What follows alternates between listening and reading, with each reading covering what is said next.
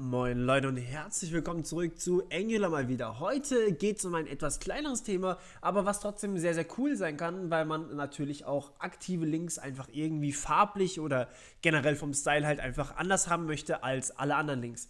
Und ja, das ist eigentlich alles, was wir heute machen wollen. Es gibt dazu nämlich spezielle Möglichkeiten, wie ihr solche aktiven Links kennzeichnen könnt in Angular. Dazu gehe ich wieder mal ganz kurz hierher und mache hier ein Website draus ohne den Redirect, sodass wir sozusagen unsere Komponente wieder angezeigt bekommen. Component, Doppelpunkt, Website Component. Das sind sozusagen unsere Routen gewesen, die wir am Anfang fast so eingerichtet haben, dass sie jetzt dazugekommen.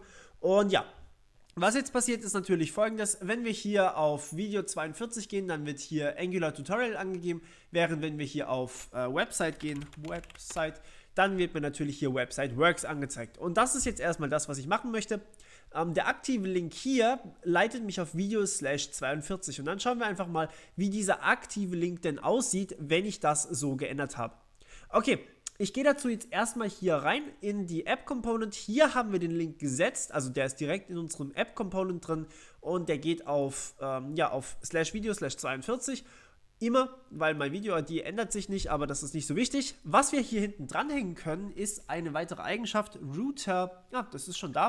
Router Link Active, das ist das, was uns eine neue Klasse setzt für eben aktive Router oder generell aktive Links. Und ihr könnt ja so viele Klassen setzen, wie ihr wollt. Ihr könnt zum Beispiel auch sagen, aktiv und active. Ihr könnt 50.000 Klassen setzen, wenn ihr das wollt. Macht natürlich nur bedingt Sinn, aber ich gehe jetzt mal hier rein in die CSS und hänge jetzt hier einfach mal für die Klasse aktiv was hinten dran. Beziehungsweise ich mache überhaupt erstmal hier was. So, und ja, was wollen wir denn damit machen? Wir wollen ihn zum Beispiel ausgrauen oder sowas. Also, dass er halt nicht mehr so blau ist, wie er jetzt gerade ist, so, sondern dass er eben grau ist. Das machen wir, indem wir einfach sagen, hier Color, Doppelpunkt, grau, ein schönes Grau vielleicht. Okay, kein schönes Grau, egal, es ist grau. So, und ja, das sieht dann jetzt erstmal so aus. Klar, wir sind auf Website, das heißt, hier passiert nichts. Wenn wir jetzt hier allerdings draufklicken, dann sehen wir, bam, natürlich der Link bekommt diese neue Klasse zugewiesen. Wir können das Element auch mal kurz untersuchen. Und hier sehen wir, hat die Klasse hier aktiv. Und er hat, halt hier unten sind wir natürlich, hat die Klasse aktiv und active bekommen. Und ja, das ist im Endeffekt alles. Das heißt, wir haben hier jetzt automatisch eine neue Klasse gesetzt, die uns eben diesen aktiven Link irgendwie anders darstellt. Also ihr könnt natürlich alles machen, was ihr jemals mit CSS-Klassen machen könnt. Ihr könnt das Ding auch komplett verschwinden lassen oder es hüpfen lassen oder blinken oder sowas. Aber das ist vielleicht jetzt nicht unbedingt hübsch und ist auch zu Demonstrationszwecken nicht unbedingt nötig. Okay, und das war's tatsächlich für heute auch schon. Alles, was ich euch zeigen wollte. Nee, stimmt noch nicht ganz. Eine Sache habe ich noch, und zwar gibt es das ganze Ding auch in, wo sind wir? Nein, da wollte ich nicht hin. Hier will ich rein. Und zwar gibt es das ganze Ding in eckige Klammernform sozusagen auch. Das sieht dann folgendermaßen aus. Ist im Endeffekt auch nichts Besonderes, sage ich jetzt mal.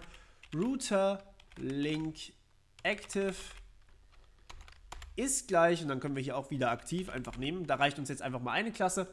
Allerdings, hoppla, die falschen natürlich wieder mal. Allerdings eine Sache, die man hier beachten muss, man muss hier immer, halt stopp, die wollte ich schon haben, man muss hier immer man muss immer eine Liste angeben oder ein Array besser gesagt, an Klassen, die man ganz gerne haben möchte. Es geht natürlich auch, wenn ich sie einfach hinten dran, also hintereinander schreibe, das funktioniert genauso.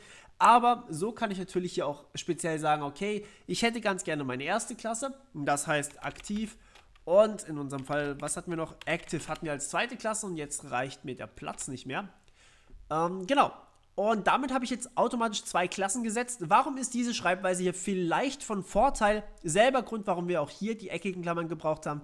Hier können wir Variablen aus unserer App Component TypeScript Datei einfach übernehmen. Das heißt, ich kann hier zum Beispiel jetzt, hier gibt es eine Klasse, myActiveClass oder sowas, ist gleich, ich mache immer die falschen Anführungsstriche, sorry, aktiv. So. Und das heißt, ich kann jetzt hier natürlich hergehen und kann hier statt aktiv immer hinzuschreiben, kann ich natürlich diese Klasse auch dynamisch ändern, indem ich hier einfach myActiveClass benutze. Das wird aus der TypeScript-Datei ausgelesen. Dann füge ich allerdings noch statisch immer active hinzu, weil ist so. Und ja, dann habe ich jetzt sozusagen zwei Klassen. Die eine ändert sich dynamisch. Das heißt, jedes Mal, wenn ich hier in der TypeScript irgendwas ändere an dieser MyActiveClass, wird automatisch hier diese Komponente, also dieser Link hier, wird automatisch aktualisiert. Und ja, man kann dann sozusagen zwischen den Klassen schön hin und her wechseln. Das ist jetzt natürlich nur richtig gut, wenn ihr wirklich auch mit variablen Klassen arbeitet, ansonsten braucht man das jetzt nicht. Aber wie gesagt, Schreibweise ist daher von Vorteil, weil ihr hier eben beides machen könnt. Bei dem anderen, was ich euch davor gezeigt habe, ohne diese eckigen Klammern hier, da müsst ihr euch tatsächlich für das entscheiden. Okay, und ja, das war's von meiner Seite mal wieder. Ich hoffe, es hat euch gefallen und wir hören uns beim nächsten Mal. Bis dann, ciao!